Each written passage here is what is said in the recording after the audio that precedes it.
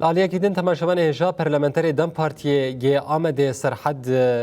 ارن دو تبلی برنامه ما یا تلویزیون ما بویر بو. سرحد گلک مجارن گرینگ آنی سرزمان تماشاوان هجا تایبتی بحثا پیواجوی اشتی و جواکا دموکراتی کر. گوت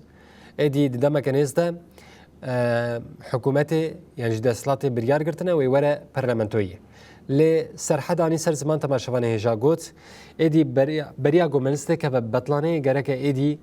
وره مجلسی و بریاری خوب بده. Yani vek çerçeve yani çerçeve ve yasay naha vek partiya meranatiye parvekirin navara kaviş bir rasti emji nizanın le eskarım viya bejim naha hevditin pekten Danistan'dan devam dikin vek şanda meji şanda meya grave naha bin mahata barajı dağıfın nikaş dikin ser ve yasaycı bir rasti hinik Danistan'dan diken nikaş diken le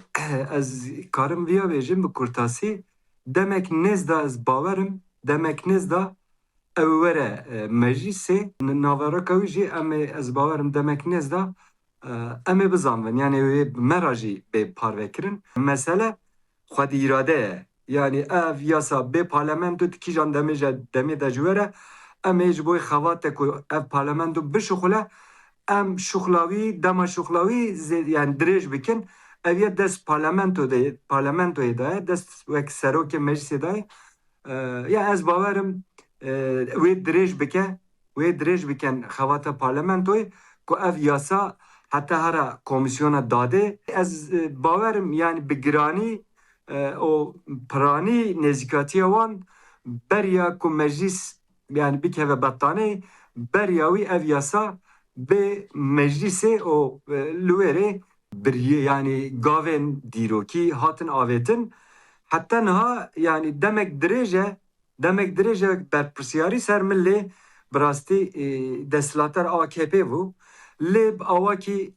خواستن درج بکن وک آرمانجا وان هنک ناو بشه دولت دا ناو AKP دا هنک yani ne خواستن اف پیواجو دام که یا جی astengi derdixistin gava ku ji xwe yani hemî anîn ziman hemî rayedar anîn ziman çi gotin demek nêzde ew ê vê yasa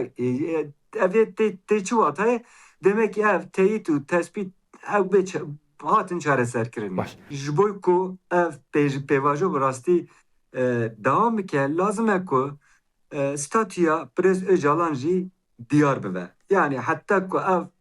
statiya Pirêz Öcalan diyar neve ev pêvajo dîsa wê bixitme. Ji bo ku aştiyek mayîn de wekî ji bo jiyanek nû pê înşa kirin lazim e ku ev yasa ku bê derxistin hemî hevalê me xwe di nav da bivînin. Li cîhanê jî me gotiye gelek tişt hatiye cerbandin ev pêvajo hemî pêvajoya da muhatap kî ve ev muhatap statiya wî hatiye diyar kirin statiya wî diyar biye o piştî wî wek em gavet vejin ev yasa derbikeve gelo ev pêvajo wê bi dawî bive wê pirsgirêka Kurd çareser bive na hêj ev pêvajo li pêşiya me gelek demê dirêj hene ji xwe gelek pirsgirêk hene heta ev pêvajo belkî bi sala wê dewam bike hê çareserkirina pirsgirêka Kurd gelek di vî warî da wê gav bêm avêtin ya jî wê bive mijara tekoşînê ji bo wî ev pêvajo bigê encamekî pêwîst e ku statiya Pirêz Öcalan jî diyar bibe wek gavadinê me got ji bo statiya